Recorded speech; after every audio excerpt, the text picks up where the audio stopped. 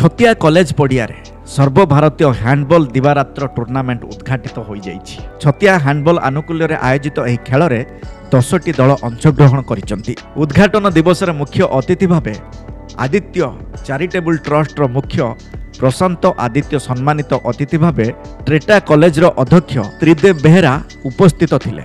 राज्य हैंडबॉल उपसभापति श्री रमेश चंद्र पुष्टि प्रमुख जोग दे पड़ियार खेलाड़ी मानकु उत्साहित करथिले।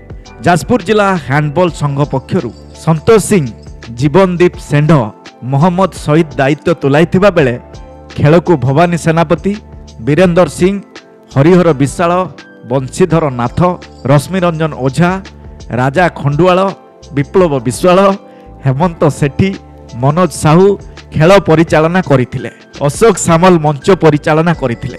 मैच गुजरात और ओडिशा पुलिस एवं गंजाम और जाजपुर मध्य अनुष्ठित होइथिला।